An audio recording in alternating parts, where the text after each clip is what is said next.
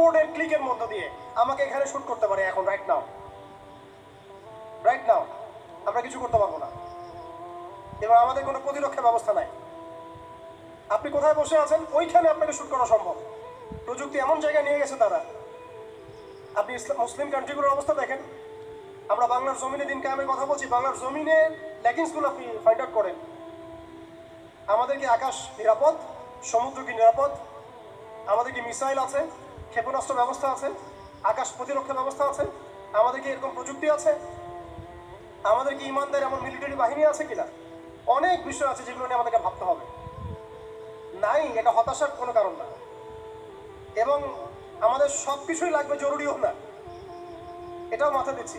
নাই, অনেক কিছুই নাই, এটা হতাশার কোনো ব্যাপার না। এবং অনেক কিছু যে নাই, এটা আমাদের ভীরুতারও কোনো সুযোগ এখানে রাখার দরকার নাই। নাই, ঠিক আছে, যতটা সম্ভব আমরা অর্জন করার চেষ্টা করবো ইনশাল্লাহ। কিন্তু যদি নাও হয় 100%, তবুও আমাদের ভয় পাওয়ার কোনো কারণ নাই। কারণ আমাদের সাহায্য আসবে আল্লাহর পক্ষ থেকে। আমাদের সাহায্য আসবে আল্লাহর পক্ষ থেকে ইনশাআল্লাহ। এবং আপনারা এই আয়াতটা জানেন যে কাম মিন ফিআতিন কলিলাতিন গালাবাত ফিআতান কাসীরাতান বিইذنিল্লাহ। কত ক্ষুদ্র ক্ষুদ্র দল এই পৃথিবী থেকে চলে গেছে, যারা বড় বড় দলের উপর বিজয় লাভ করেছিল আল্লাহর সাহায্য। অতএব এটা আমি বলছি যাতে আমরা একটা যুগের সাথে তাল মেলাতে পারি, অন্ততপক্ষে কিছু প্রস্তুতি আমাদের থাকা তো দরকার। ব্যাপারটা তো এমন নয় যে আমরা গেলাম, জায়নামাজে দাঁড়ালাম, দোয়া করলাম, যুদ্ধে জয়লাভ করলাম। এভাবে কিন্তু যুদ্ধ জয় হয় নাই।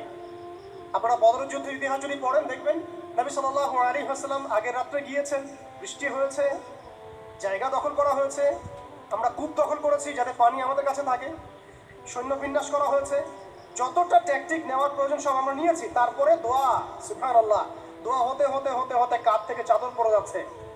আবু বকর রাদিয়াল্লাহু আনহু এসে বলছেন যে ইয়া রাসূলুল্লাহ, যথেষ্ট হয়েছে, আপনি থামেন, আল্লাহ আপনার সাথে আছেন, আল্লাহ আপনার দোয়া ফেলবেন না ইনশাআল্লাহ। এরপরে দেখলেন 313 নিয়ে আমরা ওদেরকে হারালাম। সবকিছু প্রয়োজন আছে। তো আমাদের অবস্থাটা এখন এমন একটা জায়গায় আছে যে ওই খিলাফা যাওয়ার পর থেকে উম্মাহ আজকে এই জায়গায় চলে আসছে। এটা একদিনে হয় নাই, 100 বছর লাগছে। এটা ভাই একদিনে হয় নাই, 100 বছর লাগছে। ওরা 100 বছর মেয়াদি প্ল্যান করেছিল, আরো বেশি প্ল্যান করেছে ওরা তো প্ল্যান করেছে পুরো প্যালেস্টাইনের এই হোলি ল্যান্ডটাই তারা দখল করবে। এটা ওদের প্ল্যান, এটা আমরা জানি। জায়নিস্ট প্ল্যান এইটা, ইরাকের ইউফ্রেটিস নদী থেকে একেবারে মিশরের নীল নদ পর্যন্ত ওরা দখল করতে চায়। ওরা শুধু গাজা চায় না, ওরা পুরো হোলি ল্যান্ডটাই চায়। এবং এই জায়গা থেকে তারা মাসিহুদ দাজ্জালের শাসন কায়েম করতে চায় এবং তারা পুরো বিশ্বটাকেই ডমিনেট করতে চায়। যারা তার আনুগত্য করবে তাকে তারা খাবার দিবে, বাঁচিয়ে রাখবে।